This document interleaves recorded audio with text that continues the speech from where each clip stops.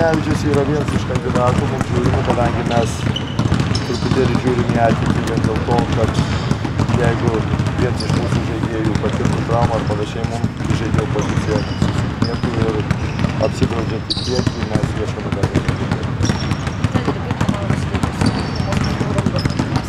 Mes gerbiam varžovas tikrai labai stiprus, įspūdingos pavardės, įspūdingi kontraktai, bet mes jo visiškai neatsibijom ir mes žinom, kad namuose mes turim laimėti, jeigu mes norim papulti į kitą etapą, o mes norim ir ten nedirbam,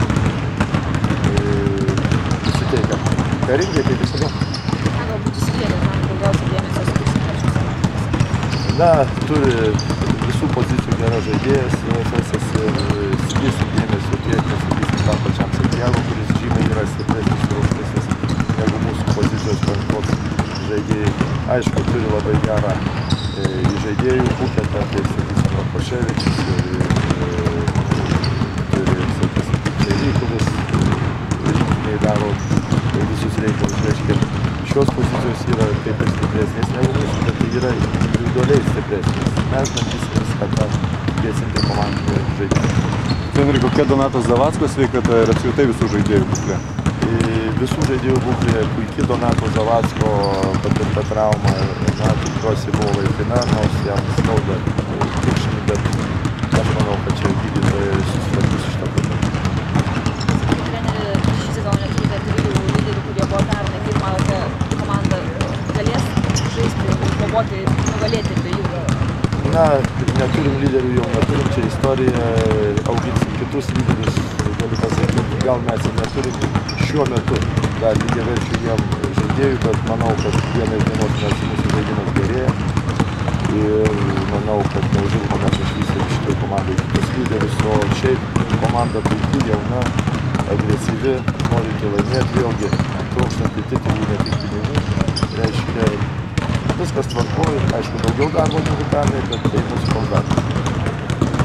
Ką apie turkų žaidimą galite skiriat individualiai žaidėjus, o šiaip kokį?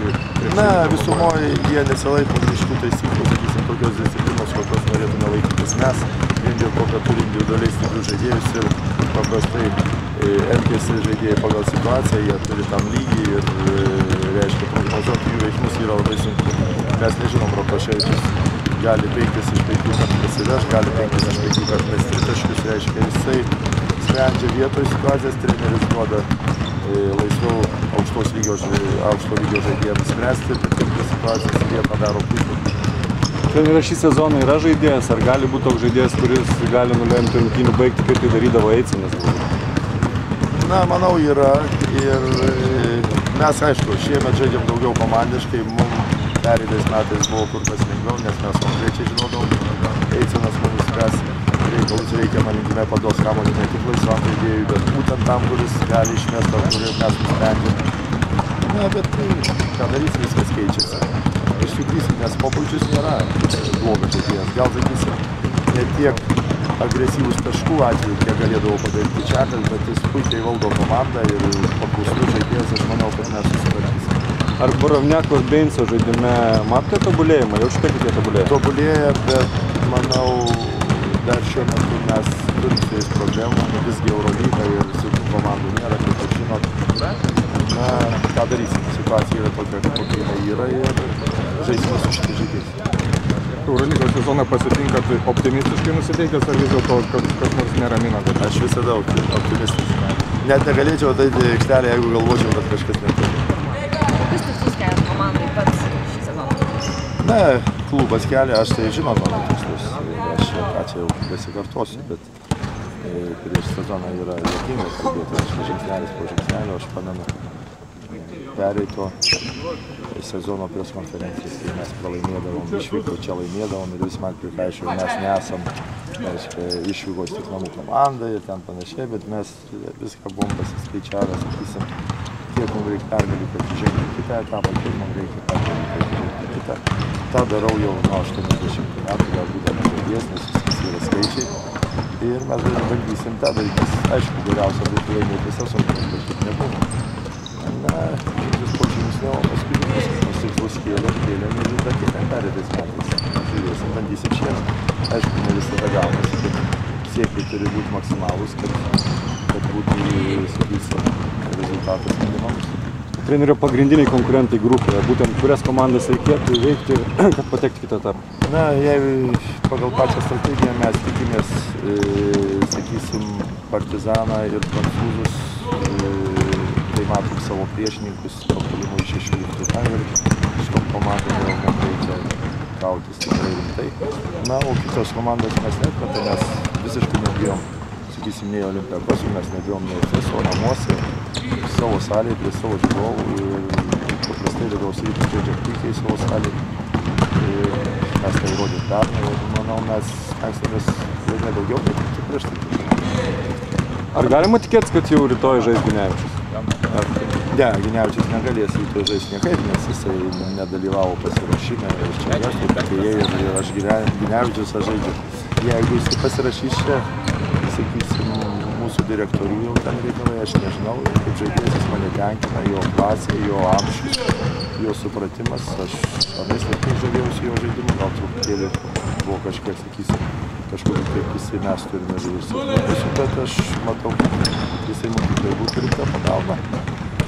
Darybos vyksta jau kelios dienos, jos iki galo neįsvedė, bet čia ne mano klausimai. Mes žiūrim iš šitą poziciją dar vieną žaidėją. Jeigu jis sutiktų pas mus žaisti, aš jaučiausi kaip treneris. Jei nesutiktų, nežinau, žiūrėsim kažką kitą, bet jisai žais galės, manau, kad po 2 savaičių, po 3, nes aš nežinau, kokiom fizinio būklės tai yra. Mūsų taktikos yra, sakysim, daug su gynybos variantų, daug su puolimo ir ten viską tą reiks išmoks, suprast. Nėra paprasta, bet jie išmoks. Ar žaidėjams jau pasakėt tą taškų skaičių, kurį jie gali daugiausiai praleisti? Ne, aš dar, tik tai man čia vakar, aš spaudos pasakysiu, atvirai nežiūriu televizijos, aš spaudos neklausau ir nelendu internetą, kadangi reikia susikoncentruoti.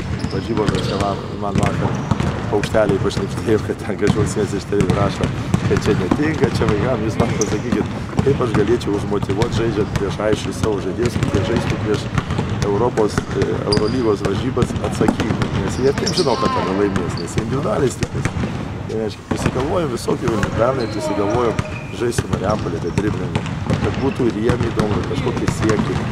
Čia mes sugalvojom gintis taip, kad mums neįmestų daugiau 50 taškų. Vienai komandai, kas mums liepo, įmetė 40.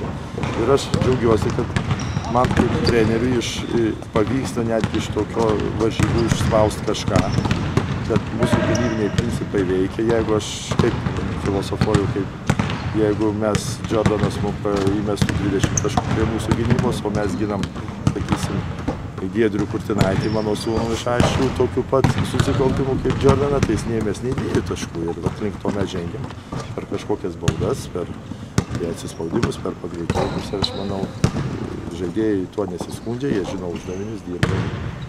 Taip, kad ten kai kurių trenerių pastebėjimai, kad tai yra vaikiška, nemanau. Sakėte, Ginevičius vienas variantas, galite atskleisti kitų kandidatų pavardės? Ne, nenoriu dabar blaškytis, kadangi Ginevičius nėra mūsų svarbiausias tikslas rytdienos varžybose ir tiek atvedamos darybos ir kiti kandidatai, jeigu jie bus, tai pirmo tariamės su Ginevičiu. Dar nežinom, gal jeigu mums neveš ir 5 pozicijos žaidėjai, gal mes tada į tą poziciją kažką žiūrėsim. Man patinka Lietuvos Ryto klubo strategija, kad jie nededa visų, sakysim, tų pinigų ant stalo vienu ypu ir tada jau kai bus, tai bus. Mes turim pasilikę atsitraukimo variantų, jeigu kažkas nepavyktų. Tai tada kalbėsim, žiūrėsim, bet šiuo metu mes turim komandą tokią, kokią turim. Mes tikim į žaidėjus, mes žinom, kur mes einam.